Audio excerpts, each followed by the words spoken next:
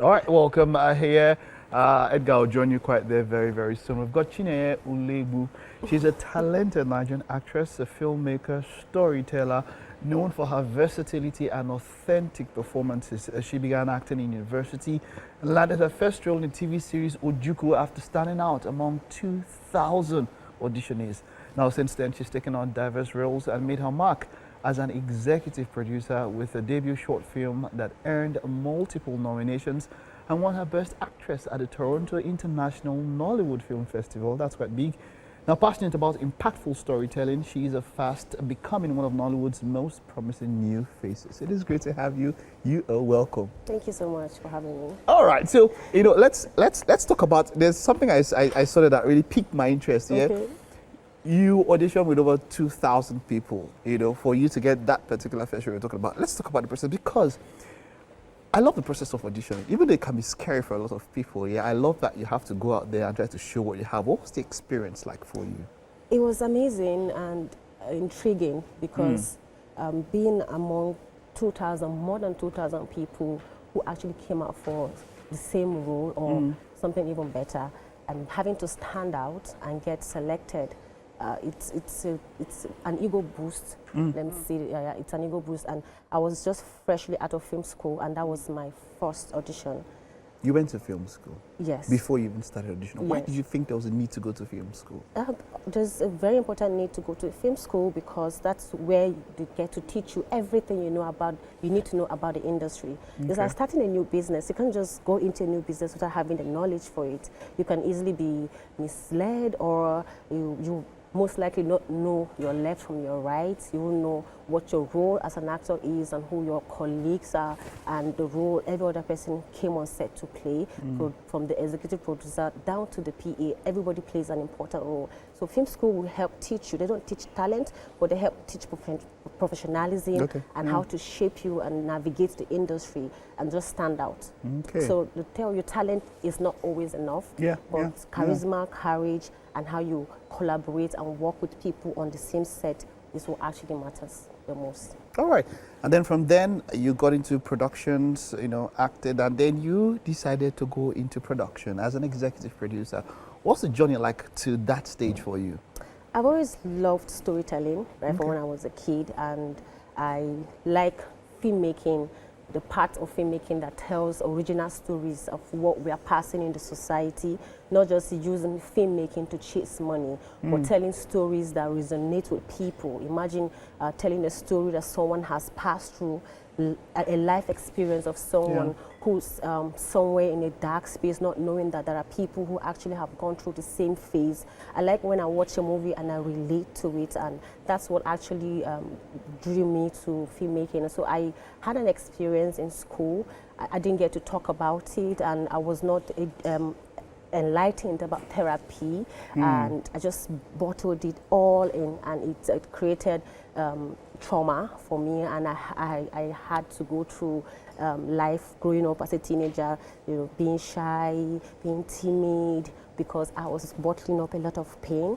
I didn't know how to express this pain or how to tell someone next to me and how they can be able to relate and understand. And I wanted to be able to connect to other people who have gone through that. And the best way I thought to speak my truth was through film. And so I decided to tell my story and see how the world would perceive it. And then that came as some sort of healing for me also. Because being on set and seeing the characters come to life and flashing back to what happened and standing on set and seeing myself, it's some sort of healing for me. And then when the movie came out, I thought of why don't I submit it for festival rounds and see how far it can go. And then when I did that, surprisingly, it was my first time producing, and I got a lot of nominations. The biggest one was the TINF, the Toronto International Nollywood Film Festival, and then Bon Awards also. I got nominated for Best Short Film, Bon Awards, and then TINF had to send an invite for me to come and participate for the festival. That's how you went? Yes, I got visa for my first time applying, and then I had to, in-person experience, my first time in the festival, And then Wow. surprisingly, and I got the Wow. honor of the Best Actress International from the first film. Yes. That's massive. The movie is titled? Crimea Week. Maybe let's take a look at some of the clips from that movie because, you know, what awes me is that it was your first try. You were trying to tell a story. It wasn't really about the pecuniary gains, the monetary gains. For you, it was a story. It was more or less working on yourself even more, but at the same time also impacting the world, as it were. Yeah. Yes. Okay. Let's see if we have a little of those clips and get to see a little bit of that particular film that was nominated for TINFF, and of course, one had the Best Actress award in that festival.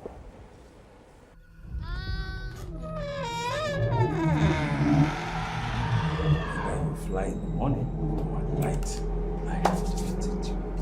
She's a witch. She's a witch. Mamusu. Aburo Mamusu. Why won't you tell me what the hell is going on? I wanted to tell you.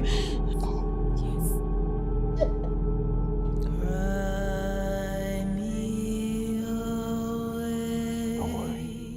Nothing bad will happen to you. I will be right here waiting for you, okay?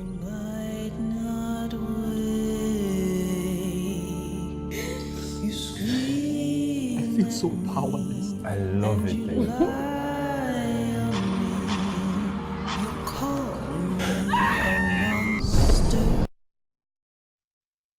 Wow. Well done. Thank you. That was good. That was a good. That was a well cut trailer. I'm enthralled and I want to see it. How can people see it? It's not yet available. Even though you've done this like 2 years, tell us why I can't see Crimea Week at this moment. Well, because I want to turn it into a feature, and I Okay. want to do it well. What's doing it? What's doing well? Because I've already set a standard, an international standard, and I want to follow through with the footstep I set for myself. So rushing to make the film now and it won't come out and pass the right message, I don't think it's the best idea. Okay. So I'm working towards it, turning it into a feature so I can be able to tell the entire story. The story just centered around a girl who was accused of being a witch in school, and she had to pass through school and she was bullied from it, was stripped naked and flogged with broomsticks by her seniors on her naked body. So I just wanted it to be more like a trauma response for people also, because out of say 10 beautiful or light-skinned girls you see, at least 5 of them have gone through such accusations of being witches, especially in the East. If you're light-skinned, you have green eye, you're perceived as an obanji. That was your experience? That was my experience in school.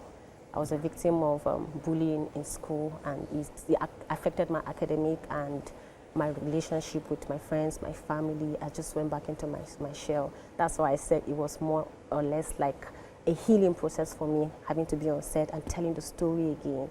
So I would turn into a feature, and so I'll be able to because the short film was just more like a highlight of, you know, the best parts of the story to make sure it fit into a 21-minute film. Yeah. So the Because feature you have will a be, limit for a short of course, film. so I'll be able to elaborate it and bring it, because it's a secondary school film, so it's going to be a secondary school setting, hostel, girls and boys, and so that we'll see what actually happens in the boarding school. When are we expecting this to come out? What's the time frame? What's the production time? Next year, yeah, most likely. Okay, one thing I promise you, we will support you all through. Please keep in touch, and here's to healing. Thank Here's you. to strength. Here's to saying that keep doing what you're doing, and you will be inspiring a lot of young ladies. Thank you. Well done. Thank you so much. Well done. Thanks for having Hope me. you're inspired and enthralled by that story. We'll keep up with Chineye's story, and of course, definitely when the movie's out, you hear about it here first. So take a time out now. Stay with us. It's still Wake Up Marjorie.